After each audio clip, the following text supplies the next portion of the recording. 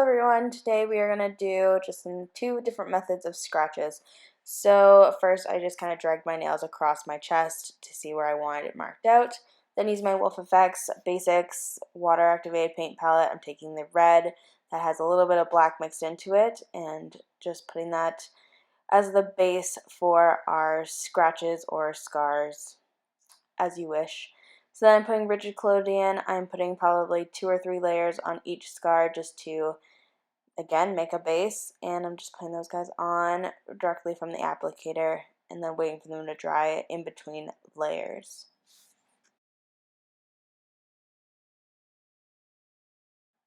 Next, I am just taking latex, and the first method I'm using is cotton balls torn up into strips. I'm just applying liquid latex down around the wound and then putting the cotton ball on top, as well as then saturating the cotton ball in liquid latex.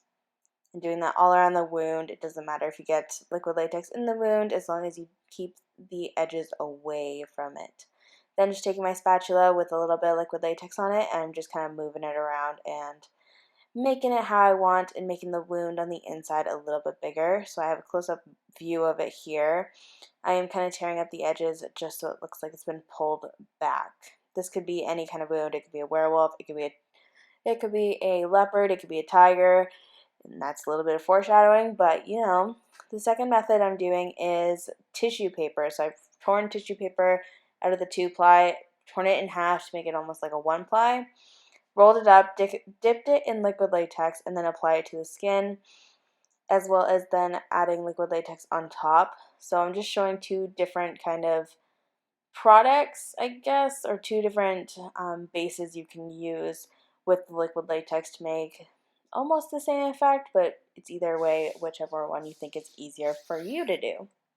I'm going to go away real fast and come back like now with all of them done. I'm next just filling them in with the red body paint again, just to deepen it up and make it a little bit more intense, as well as smoothing that out on the edges and blurring it out, as you can see on others of the scratches, to make it look like a bleeding effect. Then just taking brown body paint on a stipple sponge, or sorry, not stipple sponge, on a duo fiber brush, and then lightly going all over the wounds, covering up the white tissue and cotton with the latex, and just doing that all over. I don't really care about the whole shininess at this point, but for the most part I'm just trying to make it somewhat match my skin tone, but I won't get it to match at all in this video. The red that's kind of being blurred out as well on there is just from the red paint. Next, just taking yellow on this like pointy brush. I don't know. It's just one of those paint brushes that you get from the dollar store. I'm putting those in around all over just to kind of add to the effect of irritated and kind of just like disheveled skin.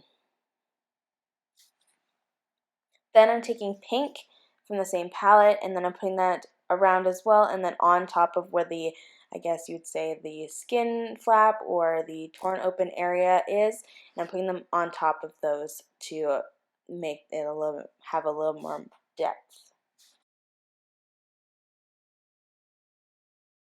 Then just taking purple on a stipple sponge and just putting that all over the wound again to make it look a little more irritated, a little more bruised. You know the drill. And then just patting those up with my fingers. I have a little bit of water in my fingers just to thin out the color a little bit more. And yeah, I'm just putting that all over, all around, everywhere, up my neck, onto my the rest of my chest, so forth. Then just taking brown again on the duo fiber brush and just putting that all around it because it was a little bit too colorful and I wanted to bring the brown tones back in. So I'm just putting that over top and then muting it out with some water on my fingers as well.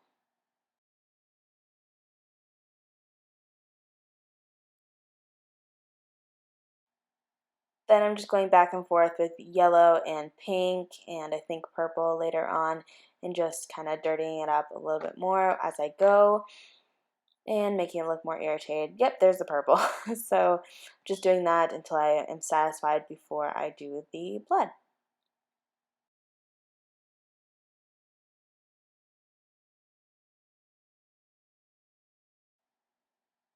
Then I'm just taking black body paint, and I'm putting that just messily inside of the scratches, I guess. And I'm not fully covering them in black. I'm leaving the red in there as well. I'm just putting a line in there and smudging it with my fingers until I'm satisfied with how it looks.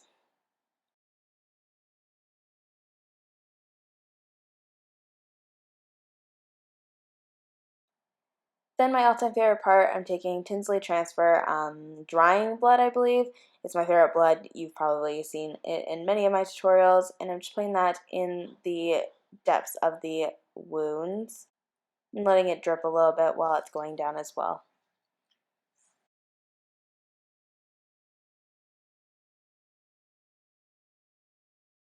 After adding the drying blood, I am then going to take Graftobian powder blood and water mixed into a spray bottle and just lightly spray that on myself just to make a splatter effect. And yeah, I really hope you guys enjoyed this tutorial. I told you there's going to be more gore. And I'll see you guys next time. Love you. Bye.